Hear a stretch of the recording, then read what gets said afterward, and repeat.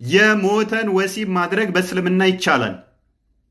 የሞተ ሰውን፣ የሞተ ውሻን፣ የሞተ ጥንብን ወሲብ ማድረግ ይቻላል። ጥንብን ወሲብ ማድረግ ይቻላል በእስልምና። አሁን ወገናችን እንደሰማችሁት በባለፈው ቪዲዮ መልስ ለመስጠት ሲሞክር አይተናል። ግን ሳያስብ ወጥመድ ውስጥ ገብቷል። ወጥመዱ ምንድነው ከተባለ በክርስትና አስተምሮ ወንድን፣ ሴትን፣ እንስሳን ጨምሮ ማፍቀርና እነሱ ጋር ወሲብ ማድረግ እንደሚፈቀድ አምኗል በራሱ አንደበት። ይሄን እንዳደረሱ ማስረጃውን አቀርብላችኋለሁ። እንኳን ደስ ያላችሁ። እንኳን ለዚህ አበቃ ሙስሊሞች። ይሄ ሰውዬ ምንም እንደማያውቅና እምነቱ ራሱ እንደማያውቅ አሳይቻችኋለሁ። አሁን ወደ ሐሳቡ እንመለስ። መልካም፣ እንደሰማችሁት ነው። እጅ ገባ ብሏል። ማን ወጥመድ ውስጥ እንደገባ የምናየው ይሆናል። አይጥ ከመሞቷ በፊት የድመት አፍንጫ ትልስ ነበር ወይም ታሸት ነበር ይባላል። ይህም ቪዲዮ ህፃናት ካላችሁ ባታዳምጡት እመክራለሁኝ። ያነሳው ምንድነው? እሱ ፔዳፊሊያ በክርስትና ይቻላል፣ ህፃናትን ወሲብ እንትን ማለት፣ እንደገና ደግሞ ከእንስሳት ጋር መገናኘት ይቻላል፣ እንዲሁም ሶዶሚ ይቻላል የሚል ነው ያነሳው። ይህንን ቀጥታ እስልምና ላይ አፕላይ እናደርገዋለን። ሳይ ሙስሊም 349 ላይ አንድ ታሪክ አለ። ከአንሳሪና ከመዋጀሩን የሆኑ አካላት እርስ በርሳቸው ይከራከራሉ። ሰውነታችንን መታጠብ ያለብን መቼ ነው? ከግንኙነት ጋር በተያያዘ ወሲብ አድርገን ነው ወይንስ ደግሞ ኢጃኩሌሽን ከሆነ በኋላ ነው ወይስ ኢጃኩሌሽን ከሌለ የሚል ብቻ ሙግት ያነሳሉ። ይሄ ወሬ ከዛ ወደ አይሻ ጋር ይሄዳል። ከዛ እንደዚህ ብሎ ይጠይቃታል። ዋት ሜክስ ባዝ ኦብሊጋቶሪ ፎር ፐርሰን፣ መታጠብ ግዴታ የሚሆነው በምን ምክንያት እንደሆነ ይጠይቃታል። ሺ ሪፕላይድ ዩ ሃቭ ካም አክሮስ ዋን ዌል ኢንፎርመድ ዘ ሜሴንጀር ኦፍ አላህ ሰይድ፣ በጥሩ መረጃ መታሃል፣ ያላ መልእክተኛ እንደዚህ ብሏል አለች። ዌን ኤኒዋን ሲትስ አሚድስት ፎር ፓርትስ ኤንድ ዘ ሰርከምሳይዝድ ፓርትስ ተች ኢች አዘር ኤ ባዝ ቢካምስ ኦብሊጋቶሪ። ምን አለች? ያላ መልእክተኛ እንዲህ ብሏል። ምን 4 እግሮች ያሏት መካከል ስትቀመጥና 2 የተገረዙ አካላት ሲነካኩ መታጠብ ግዴታ ነው። 2 የተገረዙ አካላት ሲነካኩ ግዴታ ነው። የሚገረዘው በእስልምና ማን ነው? ወንዱ ነው ሴቱ ነው? ስለዚህ ወንዱና ወንዱ ሲነካካ ነው ሴቶቹም ግዴታ ይገረዛሉ ነው። 4 እግር ያላት መካከል ሲቀመጥም መታጠብ እንትን ሲያደርጋት ማለት ነው። ይገባችኋል? ግዴታ ነው። 4 እግር ያለው ደግሞ ሰው ሳይሆን እንስሳ ነው። 4 እግር ያላት የተባለችው ላም፣ በቅሎ፣ ግመል እሷን ስታደርግ መታጠብ ግዴታ ነው ነብይህ ብሏል። ይህንን ደግሞ ሳይ ሙስሊምን ያብራራ ሸራቸው ምን ይላል? ኢማም አልነነዊ ቮሊም 4 ፔጅ 32 ላይ የዚህ ማብራሪያው ምንድን ነው? እሱ 4 እግር ያላት መታጠብ መቼ ነው ግዴታ የሚሆነው? አብረን እናንብብ። Our companions have said that if the penal head has penetrated a woman's anus or a man's anus or animal's vagina or its anus, then it is necessary to wash. ምን ይላል?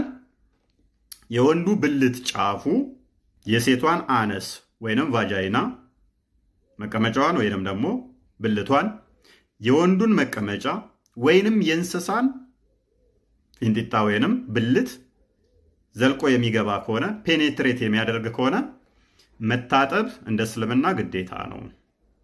የሚያሳስባቸው ምንድነው? እሱ እንስሳት ወሲብ ማድረግ ወይንም ደግሞ አናል ሴክስ ሳይሆን መታጠብ ግዴታ ነው አይደለም። በመቀመጫ ግንኙነት ማድረግ ይቻላል አይቻልም? ሰው የሚያሳስባቸው በሱ አድርገ መታጠብ ግዴታ ነው አይደለም የሚለው ነው። ምን ይለናል? መታጠብ ግዴታ ነው። ዌዘር ከዚህም በላይ ደግሞ እናክፈው። ዌዘር the one being penetrated is alive or dead፣ ፔኔትሬት የሚደረገው ወሲብ የሚደረገው አካል በህይወት ያለም ቢሆን ወይንም የሞተ ቢሆን፣ የሞተ በእስልምና የሞተን አካል ወሲብ ማድረግ ይቻላል። ያንግ ኦር ኦልድ፣ ህፃን ወይንም ሽማግሌ ቢሆን እንኳን። whether it was done intentionally or absent mindedly፣ ታስቦም ይሁን ሳያስብም ያድርገው መታጠብ ግዴታ ነው። ምን አድርጎ? የሞተ ሰውን፣ የሞተ ውሻን፣ የሞተ ጥንብን ወሲብ ማድረግ ይቻላል። ጥንብን ወሲብ ማድረግ ይቻላል በእስልምና whether it was done willfully or forcefully በግዳጅ ወይንም በፍቃድ ቢደረግ this also applies if the woman places the male member inside her while the man is asleep, whether the penis is erect or not, whether the penis is circumcised or uncircumcised. ይሄ ለሴቷም ይሰራል። የወንዱን ብልቷ ውስጥ ተኝቶ ብልቱ ተነስቶ ወይንም ሳይነሳ ተገርዞ ወይም ሳይገረዝ ከጨመረች መታጠብ ግዴታ አለባት ይላል። አሁንም የሚያሳስባቸው እነሱ ስለመታጠብ ነው። ከሞራል አንጻር አይደለም የሚያስቡት። ከሞራል አንጻር አያዩትም፣ ምንም አይመስላቸውም። All these situations require that the person committing the act and the one that act is committed on must wash themselves. ድርጊቱን የሚያደርገውም ድርጊቱን የሚደረግበትም ነገር መታጠብ አለባቸው፣ ግዴታ መታጠብ አለባቸው። Unless the person committing the act or the person that the act is committed on is young male or females. ድርጊቱን የሚያደርገው ወይንም ድርጊቱ የሚደረግባት ሕፃን እስካልሆኑ ድረስ መታጠብ አለባቸው። መታጠብ ያሌለባቸው መቼ ነው? ድርጊቱ የሚፈጸምበት ወይንም የሚፈጽመው ሕፃን ከሆኑ ብቻ ነው። በእስልምና ሕፃን ልጅም ወሲብ ማድረግ ይቻላል። የፍቺ ምዕራፍ ቁጥር 4 ላይ ቁርአኑም ስለሚፈቅደው ነቢያቸውም በ54 ዓመቱ የ6 ዓመት ሕፃን ልጅን ስላገባ፣ ስለዚህ ሕፃን ልጅን ወሲብ ስታደርግ እሱ ግዴታ ላይሆን ይችላል መታጠብ። በተረፈ ግን በዳሌ የሚሆን እንስሳትም ይሁን የሞተ ወሲብ አድርገ መታጠብ አለብህ ይላል። እንጨምራውንም if a woman inserts in her vagina an animal's penis she must wash. ሴቷ ደግሞ የእንስሳ ብልት ብልቷ ውስጥ ብትጨምር፣ የአህያ ብልት ለምሳሌ፣ የፈረስ ብልት ለምሳሌ አንዲት ሙስሊም ብልቷ ውስጥ ብትጨምር ግዴታ መታጠብ አለባት።